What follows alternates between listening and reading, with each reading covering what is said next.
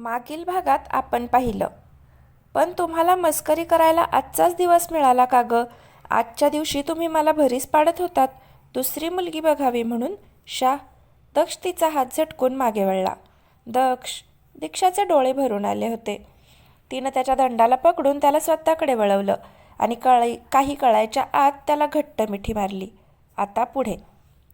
दक्ष गडबडला आणि त्यानं तिला दूर करण्याचा प्रयत्न केला, पण तिनं तिची मिठी अजूनच घट्ट केली. सोड मला, दक्ष म्हणाला. विचारही करू नकोस. दीक्षा तशीच त्याच्या मिठीत नकारार्थी मान हलवत म्हणाली. दीक्षा, मला सोड, दक्ष आवाज वाढवत म्हणाला. नेव्हर. तिनं मुसमुसत परत नाही मध्ये मान हलवली. आता का लाडीगोडी लावतीयस तू? दक्षने त्रासिक स्वरात विचारलं. तशी दीक्षा जराशी दूर झाली आणि तिनं त्याच्या नजरेत पाहिलं. सगळं बोलून झालं की अजून बाकी आहे काही? तिनं सवाल केला तसा तो तिच्या नजरेत अडकला. तिच्या पाणावलेल्या डोळ्यांमध्ये खूप साऱ्या भावना दाटून आल्या होत्या. दक्ष तिच्याकडे एकटक पाहत होता. तिच्या डोळ्यात ते सारं दिसत होतं ज्याच्यासाठी तो एक एक दिवस मोजत होता. दक्ष, आजचा दिवस फक्त तुझ्यासाठीच नाही तर माझ्यासाठीही खूप खास आहे. तुला कदाचित आश्चर्य वाटेल माझ्या बोलण्याचं. तू ज्या प्रकारे माझ्या आयुष्यात धूमकेतूसारखा आलास, खरंच खूप राग आला होता रे. त्या क्षणी माझं मलाच कळत नव्हतं काय होतंय. तू आलास, लग्न करायचं म्हणालास आणि घरच्यांनी काही विचार न करता आपली लग्नगाठ बांधलीही. तुझा खूप राग यायचा दक्ष, खूप जास्त. जिथे लोकांची सकाळ सुंदर विचारांनी सुरू होते, तिथे माझी सकाळ मात्र तुझ्यावरच्या रागाने आणि तुला शिवाशाप देत सुरू व्हायची. तुझा मुखवटा हळूहळू गळून पडला आणि मग माझ्यासमोर खरा दक्ष यायला लागला. हँडसम, डॅशिंग, तितकाच खोडसळ आणि हजरजबाबी. सुरुवातीला रागाच्या भरात सुरू झालेलं भांडण मनाला भावायला लागलं आणि मग आवडायला लागलं तुझ्याशी भांडायला, तुला वेगवेगळ्या नावांनी बोलवायला, कारण तूही तितक्याच ताकदीनं फिटणमफाट करायचास. आपल्या लग्नाचं सत्य जितकं कडू होतं तितकंच हेही खरं होतं की तू एक लाईफ पार्टनर म्हणून अगदी परफेक्ट होतास. केवळ रिव्हेंजपायी लग्न करूनही तू कधीच माझ्याकडे वाकड्या नजरेनं पाहिलं नाहीस की माझा गैरफायदा घेतला नाहीस. मला कळत होतं तुझा राग निवळतोय, हेही कळत होतं की तुला मी आवडतीये, पण डोक्यात एवढा राग भरलेला की बाकी काहीच सुचत नव्हतं दक्ष. देवीचं सत्य समोर आलं आणि मी तुटून गेले. त्यातून सावरतच होते की तू प्रपोज केलंस आणि सगळंच गडबडलं. स्वाभिमान की प्रेम, पेचात पडले मी. आणि मग स्वाभिमान जिंकला. रागानं प्रेमावर मात केली आणि मी तुला सोडून दूर गेले. दीक्षा त्याच्याकडे पाहत म्हणाली. तो अजूनही तिच्या बोलण्यात हरवला होता. आज कितीतरी महिन्यांनी ती मोकळी होत होती. दक्ष शांतपणे तिचं बोलणं ऐकत होता. माणूस सगळ्यांपासून पळू शकतो दक्ष, पण स्वतःपासून नाही. खूप प्रयत्न केला सगळं विसरून पुढे जायचा, पण नाही जाऊ शकले. छळायचास तू मला, रोज छळायचास. सतत विचारात तूच असायचास. कधी स्वप्नात थान मांडून बसायचास, तर कधी येणाऱ्या जाणाऱ्या एखाद्या अनोळखी माणसांमध्ये दिसायचास. खूप समजवायचे स्वतःला, ओरडायचे, नाही विचार करायचा तुझा, अजिबात नाही. पण वेडं मन ऐकायचंच नाही दक्ष, उलट जास्तच धावायचं तुझ्या मागे. खरं तर कधीच मुंबईला यायचं नाही हे मनाशी पक्क केलं होतं मी. खूप काही पक्क केलं होतं, पण त्या दिवशी तू अचानक समोर येऊन सगळं काही उधळून लावलंस दक्ष. का का केलंस असं? दीक्षानं त्याच्या नजरेत पाहिलं आणि तिच्या डोळ्यातून अश्रू ओघळले. माझं सगळं प्लॅनिंग फिसकटवून टाकलंस तू. इतके दिवस मनात दाबून ठेवलेल्या भावनांचा ज्वालामुखी उसळला आणि पहिल्यांदाच मी स्वतः कबुली दिली तुझ्यावरच्या प्रेमाची. दीक्षा म्हणाली तसं दक्षच्या डोळ्यात टचकन पाणी आलं. तूच म्हणाला होतास ना, एकदा आरशात पाहून स्वतःलाच विचार, खरंच मी तुझा तिरस्कार करते का? नाही दक्ष, मी तुझा तिरस्कार नाही करत.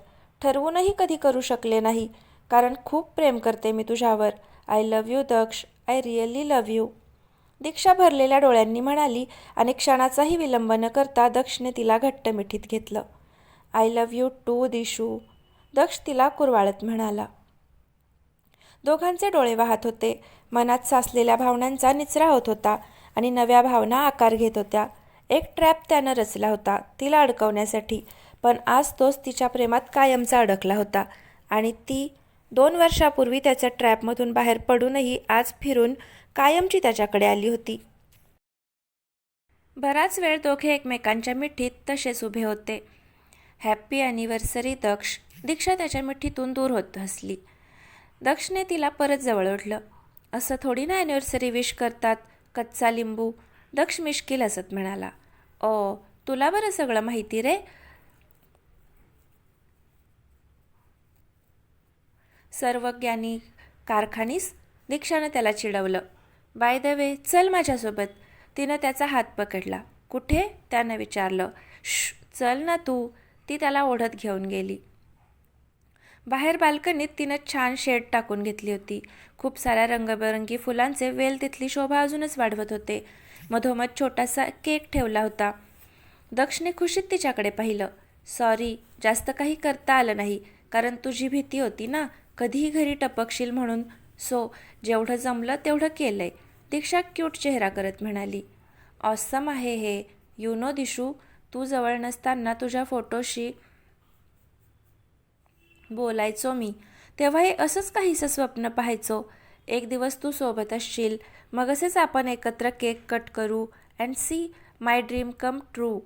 दक्ष तिच्याकडे पाहत म्हणाला. तिनं हात पुढे केला तसं त्यानं तिच्या हातात हात दिला आणि दोघे टेबलजवळ गेले. घे. त्याला काउचवर बसवत दीक्षानं त्याच्या हातात नाईफ दिली. ओ हॅलो, एकटाच कापू का केक?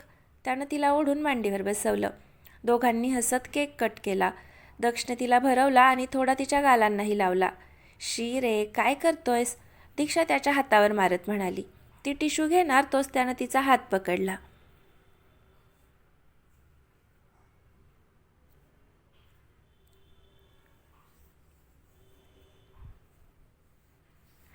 तो क्लीन करायचंही एक वेगळं शास्त्र असतं दिशू राणी.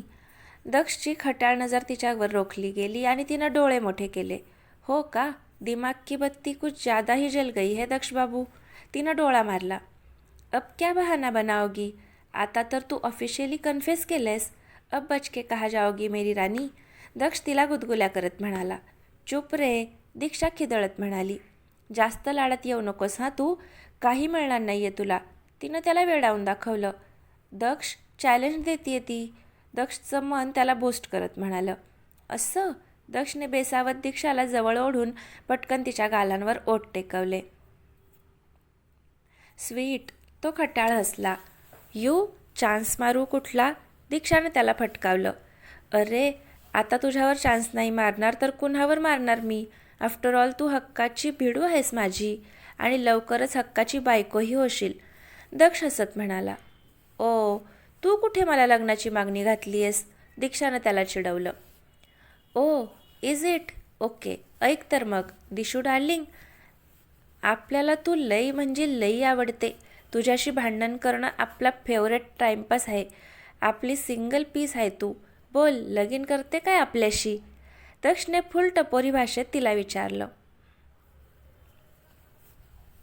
आणि दीक्षा डोळे फाडून त्याच्याकडे पाहतच राहिली.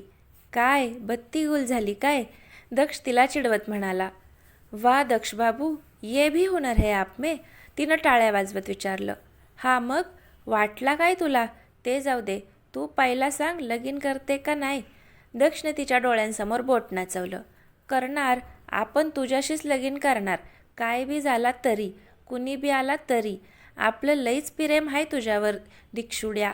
दीक्षानं हसत त्याला मिठी मारली. आय हाय. दक्ष तिला घेऊन काउचवर आडवा पडला. त्याची नजर तिच्या चेहऱ्यावर खिळली होती.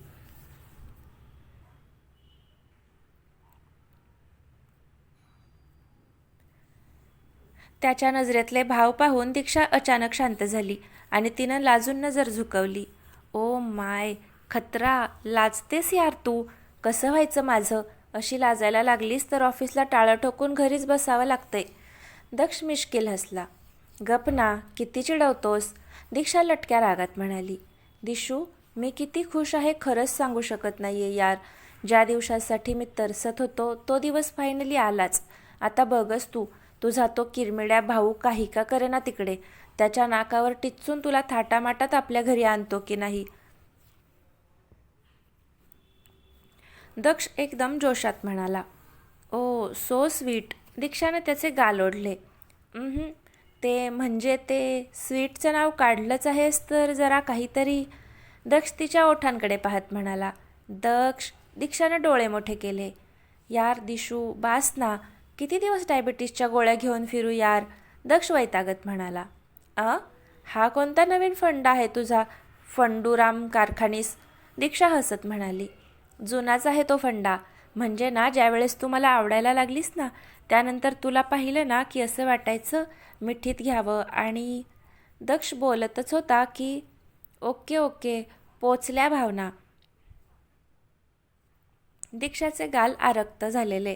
"पण तेव्हा तू राजमाता शिवगामी होतीस ना." "दक्ष को मैं सबक सिखा के रहूंगी, ये मेरा वचन है.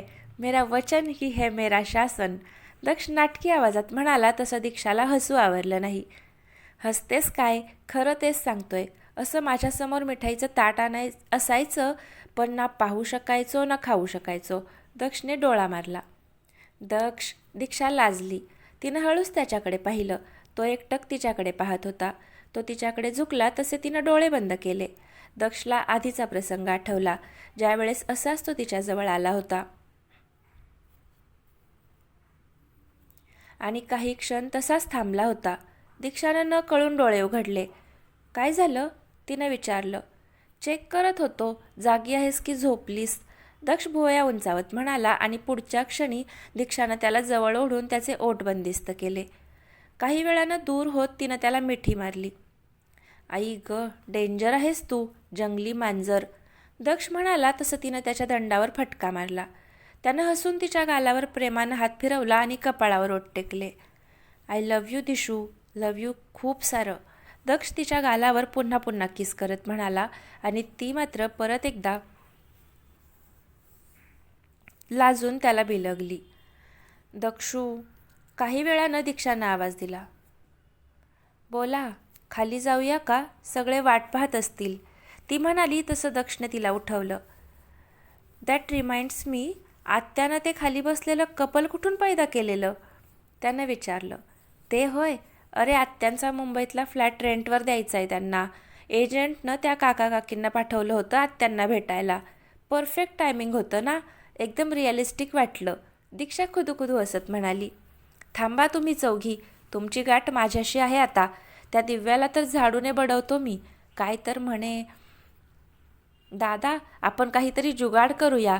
दक्ष तिची ॲक्टिंग करत म्हणाला. "चल तू खाली जरा." तो उठून उभा राहिला. "तू हो पुढे, मी जरा अवतार ठीक करून येते." दीक्षा साडी सरळ करत म्हणाली. "मी हेल्प करतो ना." दक्ष लाडीक आवाजात म्हणाला. "ओय, चान्स पे डान्स. सगळं प्रेम आजच संपवणारेस का?" दीक्षा हसत म्हणाली. "तुझ्यासाठी ऑफर आहे माझ्याकडे. Unlimited love and kisses for lifetime." Daksh डोळा मारत म्हणाला. "डेमो देऊ?" तो लगेच पुढे झाला. "दक्ष, नो." दीक्षा वॉशरूममध्ये पळून गेली आणि दक्ष स्वतःशीच हसायला लागला. त्याला काहीतरी आठवलं आणि तो तिरकस हसला. "मैं आ रहा हूँ बहना, जरा बच के रहना." दक्ष एविल स्माईल करत घेऊन खाली गेला. दीक्षा फ्रेश होऊन बाहेर आली. दक्षसोबतचे क्षण आठवून ती स्वतःशीच लाजत होती. अखेरास तिनं तिचं प्रेम कबूल केलं होतं आणि आता कुणीही आलं तरी दोघे वेगळे होण्याचा स्कोपच नव्हता. दादा, वहिनी, बचाओ." दादा खालून जोरात आवाज आला तशी दीक्षा पटकन रूममधून बाहेर पळाली. खालचं दृश्य पाहून ती तशीच पायऱ्यांवर हसत उभी राहिली. दक्ष झाडू घेऊन दिव्याच्या मागे लागला होता आणि ती त्याला चकवत पळत होती. "तू थांब जरा, माकडे, थांब तू. आज तुला धोपटतो की नाही बघ. जाम मस्ती आली अंगात तुझ्या." दक्ष दातोट खात तिच्या मागे लागलेला. "आई, आत्या, दादा वेडा झालाय, प्लीज वाचवा." दिव्या ओरडली. "दक्ष." आत्यांनी आवाज चढवला. "तू तर बोलूच नकोस. या सगळ्या ड्राम्याची सूत्रधार तूच आहेस शशिकले. ते तर तुम्ही दोघी मोठ्या आहात, त्यामुळं बोलूनच काम चालवावं लागतंय. पण तुमच्या वाटचा मार खायला हे हक्काचं बांडगुळं आहे ना." तू कुणीकडे पळते ग टवळे, थांब तिकडे." दक्ष परत तिच्या मागे लागला. दोघे हॉलभर पळत होते. दीक्षा पायऱ्यांवर बसून पोट धरून हसत होती, तर अनुराधा आणि आत्या डोक्याला हात लावून बसल्या होत्या. "दादा, तुझ्या ओठांना लिपस्टिक लागलीये." दिव्या ओरडली तसा दक्ष एकदम थांबला. शिट. त्यानं झाडू खाली टाकून गडबडीत खिशातून रुमाल काढला. वर हसत असलेल्या दीक्षाला अचानक ठसका लागला तर अनुराधा आणि आत्या तोंडावर हात ठेवून हसू दाबायला लागल्या. ओ दादा, कसं पकडलं? दिव्या लांबून तोंड वेंगाडून त्याला चिडवत होती. त्यानं रुमालानं ओठ पुसले पण कुठे काय, काहीच नव्हतं. तू थांब कार्टे, माझी खेचतेस तू? तुझ्या तर. दक्ष तिच्या दिशेनं धावला.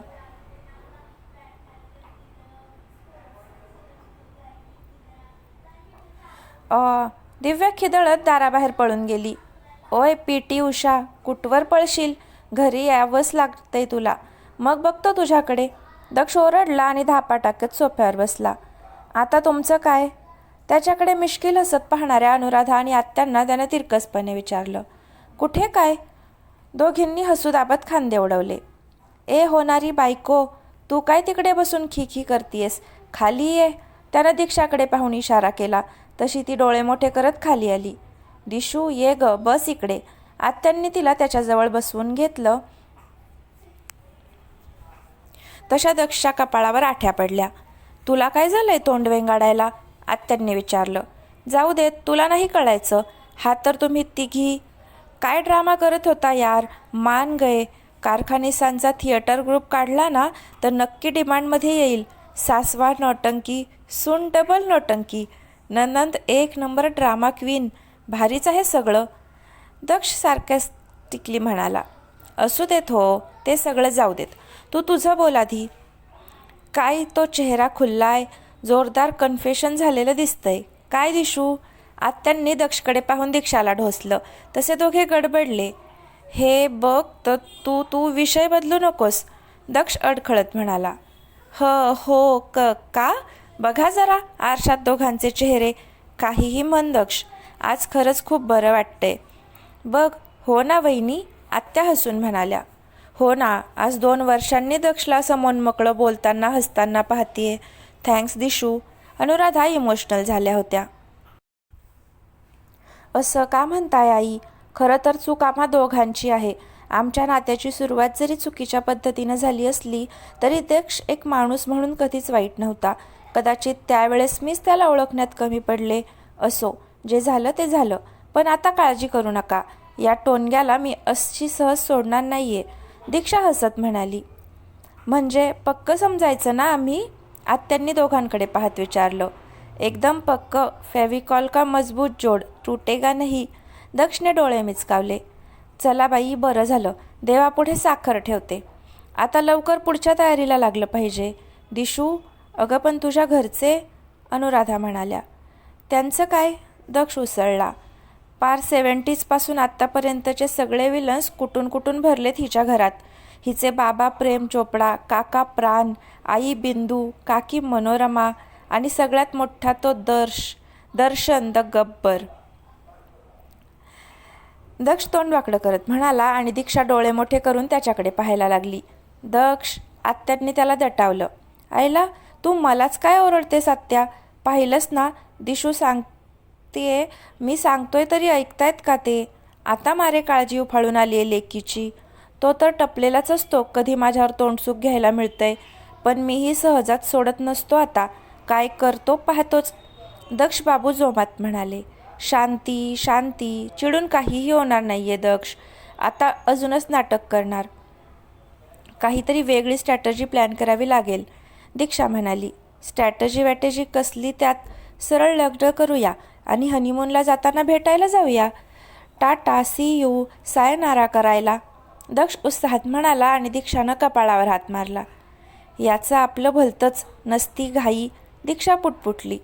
दिशू, तोंडातल्या तोंडात बडबडू नकोस आणि प्लीज आता असं म्हणू नकोस. आय लव्ह यू म्हणायला द्विवार्षिक योजना होती तशी लग्न आणि हनीमूनसाठी पंचवार्षिक योजना आहे वगैरे. दक्ष हायपर होत म्हणाला. दक्ष. तिनं डोळ्यांनी दटावलं. आत्या आणि अनुराधा तोंड दाबून हसत होत्या.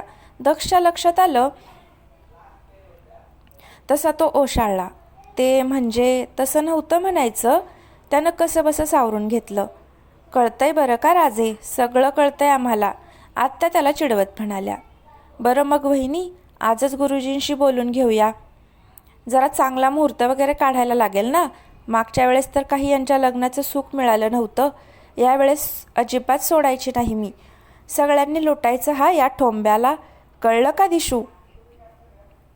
आत्या हसून म्हणाल्या तशी दीक्षांनाही होकारार्थी मान डोलावली. हां लुटा, तसंही तुम्ही लुटारू युनियनच्या मेंबर्सच आहात ना. त्या दिव्याला तर कितीही घ्या, ऐन वेळेस परत समोर उभीच. दादा पार्टीसाठी कपडे नाही आहेत, दादा लग्नासाठी साड्या नाही आहेत. अरे एवढं उकळते माझ्याकडून ते जातं कुणीकडे? दक्षने तक्रारीचा स्वर लावला. तिला काही बोलायचं नाही हा, and it's a girl thing. तुला नाही कळायचं. तुझं बरं आहे, एक शर्ट पॅन्ट चढवली की झालं. आमचं तसं नसतं, समजलं ना? दीक्षानं नाक मुरडलं. नाटक. दक्षने तिला वेडावून दाखवलं. बरं शांत व्हा, सगळ्यांना ही न्यूज द्यायला लागेल ना. वहिनी तुम्ही कळवताय ना? आत्या म्हणाल्या. गुरुजी येऊन गेले की कळवूया सगळ्यांना. काय दक्ष, चालेल ना? अनुराधा म्हणाल्या. बाकीच्यांचं ठीक आहे, पण कार्तिक आणि त्या म्हशीला नाही सांगितलं तर दोघे मला जमिनीत गाडतील. त्यांना कॉल करावा लागेल. दिशू चल जरा बोलून घेऊ त्यांच्याशी. दक्ष सूचकपणे तिच्याकडे पाहत म्हणाला. हो ना, मलाही हिराला सांगावं लागेल, नाहीतर माझी खैर नाही. दीक्षा हसून म्हणाली. बरं आहे, तुम्ही काय ती फोनाफोनी करून घ्या. आम्ही जरा देवापुढे साखर ठेवतो. जरा वेळानं चहासाठी जमूया. अनुराधा म्हणाल्या तसं दीक्षा आणि दक्ष वर निघून गेले. दक्ष रूमजवळ आला. दीक्षा पुढे तिच्या रूमकडे जाणार तोच त्यानं तिला आत खेचलं आणि दार बंद केलं. दक्ष मार खाशील हा, आगाऊ. दीक्षा त्याला ढकलत म्हणाली. मार वगैरे ठीक आहे, पण सध्या तरी मला काहीतरी वेगळंच हवंय. दक्ष तिला मिठीत घेत म्हणाला. काय? दीक्षानं भुवई उडवली. औषधाची वेळ झाली आहे ना माझ्या. बघ बघ, विटॅमिनची किती डेफिशियन्सी झाली आहे मला. किती वाढलोय मी. डेली 3-4 डोस घ्यावे लागतील तर कुठे जरा फरक पडेल. दक्ष बिचारा चेहरा करत म्हणाला. म्हणजे हे कधीपासून? दीक्षानं विचारलं. आजपासूनच सुरू झाली आहे, आणि त्याचं औषध फक्त तुझ्याकडंच आहे. देतेस ना माझ्या सप्लिमेंट्स? दक्ष खट्याळ हसत म्हणाला. आता कुठे? दीक्षाची ट्यूब पेटली आणि तिनं त्याचा कान ओढला. दक्ष कळवळला. लईच लाडात आलास रे तू डुबऱ्या. दीक्षानं हसत त्याच्या गळ्यात हात गुंफले आणि गालावर किस केलं. कणभर बरं आहे, पण ते सेकंड डोस. दक्ष बोलत होता की तिनं त्याचे गाल ओढले. चूप हां आता. कार्तिकला कॉल कर चल. ती हसत बाजूला झाली आणि दक्षने हसत फोन हातात घेतला. त्यानं कार्तिक आणि सोनिकाला व्हिडिओ कॉल लावला. दीक्षा मुद्दाम जराशी बाजूला बसली होती. दक्ष, कार्तिकचा आश्चर्यचकित चेहरा स्क्रीनवर दिसला. चक्क व्हिडिओ कॉल? सगळं ठीक आहे ना? हाय. सोनिकाचा उत्साह दोघांना पाहून उफाळून आला. कसा आहेस तू? तिनं दक्षला विचारलं. ठीक आहे, पण तुम्हा दोघांशी जरा बोलायचं होतं. दक्ष सरळ चेहरा ठेवत म्हणाला. काय झालंय? कार्तिक टेन्शनमध्ये आला. सोनिकाही कुतूहलानं त्याच्याकडे पाहत होती. कार्तिक, तुला तर माहिती आहे ना आत्या आली आहे. ती आणि आई खूपच प्रेशराईज करतात लग्नासाठी. आजही त्याचसाठी मी ऑफिसमधून लवकर निघालो होतो. आत्यानं एक स्थळ आणलं होतं. दक्ष म्हणाला. व्हॉट? पलीकडचे दोघे एकदमच किंचाळले. अरे पण दीक्षा आहे ना घरी, आणि तरीही हे सगळं. तू क्लिअर केलंयस ना त्यांना तू दीक्षाशीच लग्न करणार म्हणून? मग तरीही? कार्तिक हायपर व्हायला लागला होता. काम डाऊन कार्तिक. दीक्षाशी लग्न करणार हा माझा डिसिजन आजपर्यंत ठाम होता, पण आज या मुलीला भेटून मी माझा निर्णय बदललाय, ठरवलंय. दक्ष शांतपणे म्हणाला. दक्ष, तुला वेड लागलंय का? सोनिका त्याच्यावर चिडली. इकडे तुम्ही एकत्र यावं म्हणून जीवापाड प्रयत्न करतोय, आणि तू कोण कुठली ती स्टुपिड मुलगी पाहून लगेच पिघळलास? अगं ऐकून घे, खूप चांगली मुलगी आहे ती. म्हणजे आधी मलाही वाटलेलं मी नकार देईन तिला, पण नाही देऊ शकलो ग. दक्ष कळवळ्यानं म्हणाला. ओ, म्हणजे तुझं ठरलंय तर. मग दीक्षाचं काय? कार्तिकनं संतापून विचारलं. आज सकाळपर्यंत तिच्यासाठी झुरत होतास आणि आज लगेच त्या मुलीला पाहून बदललास? अरे निदान दीक्षाचा तरी विचार करायचास. तिला कळेल तेव्हा कसं वाटेल. प्रेम करतोस ना तिच्यावर? मग हेच का तुझं प्रेम? हे बघा, मी डिसिजन घेतलाय. आणि आता त्यात बदल होणार नाही आहे. मी लग्न करतोय आणि दॅट्स फायनल. दक्ष दोघांवर नजर रोखत म्हणाला. तुला जर वाटत असेल आम्ही तुझं कौतुक वगैरे करू तर विसर दक्ष, सोनिका तिरकसपणे म्हणाली. अँड बाय द वे, तू असं वागशील असं खरंच वाटलं नव्हतं रे मला. एवढी कोण लागून गेली ती मुलगी? आहे काय तिच्यात असं की तू असा तडकाफडकी डिसिजन चेंज केलास?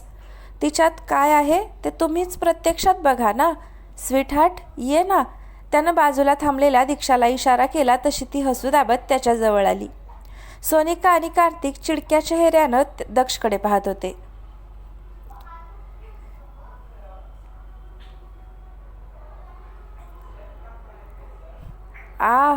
अचानक सोनिका एक्सायटेड होत किंचाळली आणि कार्तिक दचकून भानावर आला.